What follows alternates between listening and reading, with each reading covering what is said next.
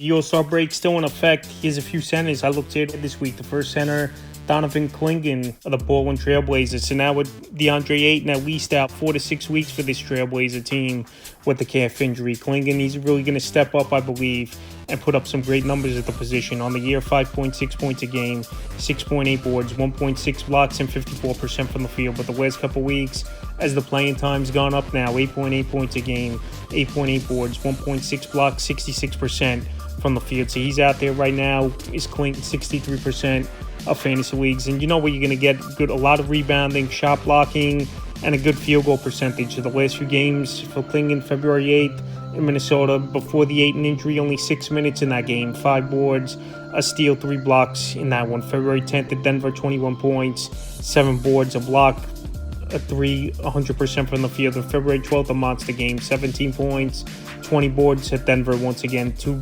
assists, 3 blocks, 58% from the field. So this rookie, he could go in there.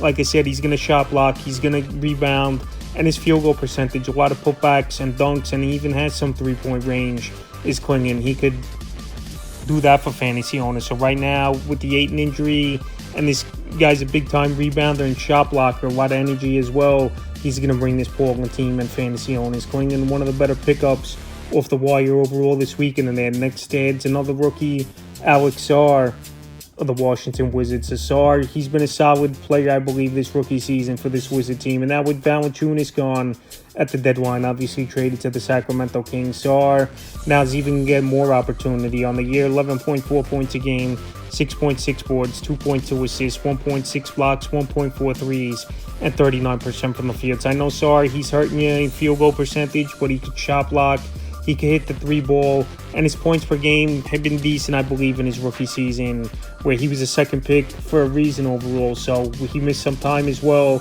from January 29th to February 10th, but he did return in the February 12th game. So the last few games for Sarr before the injury. January 25th to Phoenix, 11 points, 6 boards, 3 assists, a steal, 2 blocks, a 3, 33% from the field. January 27th at the Mavs, 4 points, 2 boards, an assist, 33% from the field. And then, like I said, he returned February 12th before the break versus the Pacers, 9 points, 6 boards, 4 assists, 2 blocks, 2 threes, 23% from the field. So like I said, there's going to be growing pains.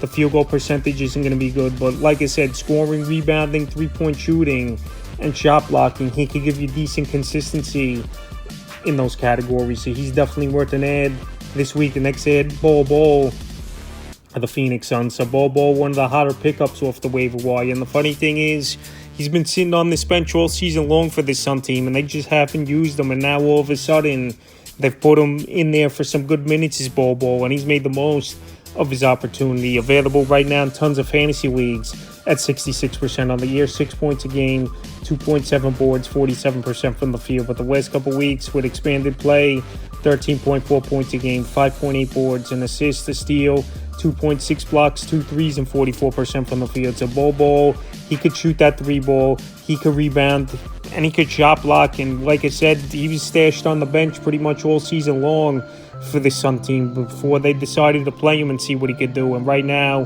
he's been paying dividends in terms of the box score, even though this Sun team has lost 3 in a row before the break. February 8th versus Denver, 19 points, 7 boards, an assist, a steal, 4 blocks, 3 threes, 47% from the field. February 11th versus Memphis, 18 points, 14 boards, 2 assists, 2 steals, 4 blocks, 3 threes, 43% from the field. And February 12th at the Rockets, 15 points, 4 boards, a steal, 2 blocks, a 3, 38% from the field. So I know Bol, obviously 7'3", 7'4", and his endurance at times isn't going to be there. But the last 3 games, he's played 30 minutes plus, and you could see, obviously, the impact he could have and the numbers he's putting up. But like I said, this Sun team, even with Kevin Durant, Booker, and Bradley Beal, it's been a down season. Once again, they're pretty much a 500 team, and they're looking for someone to give them a boost. And Bol's done that, but it hasn't resulted in wins. But in terms of fantasy basketball, right now, Bol, he's a 3 or 4 category type of player, and definitely a center for owners to go out there and get this week. The next center, he's been on this list a lot this season, but still out there surprisingly in tons of fantasy leagues, is Guerschon Yabusele. In 69% of leagues on the season, 11.1 points a game, 5.5 boards, 2 assists, 1.5 threes, and 51% from the field. But the last couple weeks, 11.8 points a game, 5.4 boards, 2 assists, 1.4 threes, and 52% from the field. So I know Joel Embiid, he returned to the lineup, but the way this season's going at 20 and 33, it wouldn't be surprising if him being shut down. He gets his knee surgery, and he could heal from now to the whole offseason if that is the case.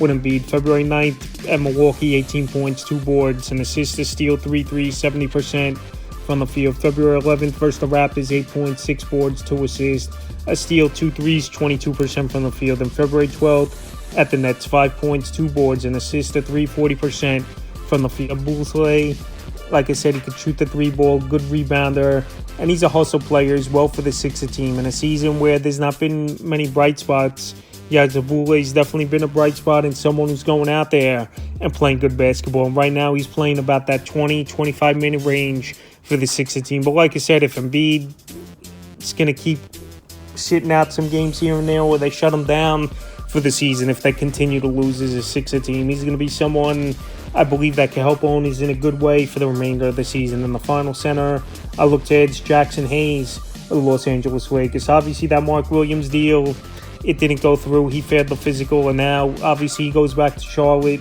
and Dalton Knecht comes back to the Lakers, and Hayes, he's still going to be the man. I know they signed Alex Len, was a Laker team, but Alex Len, I don't think he's a threat to Hayes. He don't fit this offense that well, I believe. He's just a big body and someone who can rebound, where Hayes is the type of center that Doncic likes, at least, athletic and someone who could catch that alley-oop and play the pick and roll.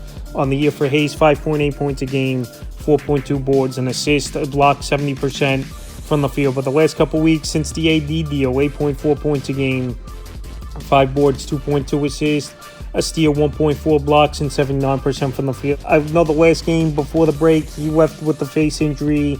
It's a facial contusion, but I think Hayes will be all right. In worst case, he most likely has to play, obviously, with that mask. February 8th versus Indiana, 9 points, 12 boards, 2 assists, 2 blocks, 100% from the field. February 10th versus Jazz, 12 points, 2 boards, 2 assists, 3 steals, a block, 100% from the field. And February 12th at Utah, 4 points, 2 boards, an assist, a block, 100% from the field. So Jackson Hayes, he could shot block, he could rebound, and he's a guy that obviously a lot of dunks and layups where he's going to get a lot of easy garbage points in the paint is Hayes, where obviously he's that 4th or 5th option on this offense anyway. So right now, with this Laker team playing good basketball before the break, obviously winning 4 out of 5, Jackson Hayes going to be the starting center, going to get good minutes, 25-30 minute range, even with Alex Len over there for this Laker team. I believe he can help fantasy owners, and right now he's still out there in tons of leagues at 74%. So that's a few centers I looked at the All-Star break of the fantasy basketball season.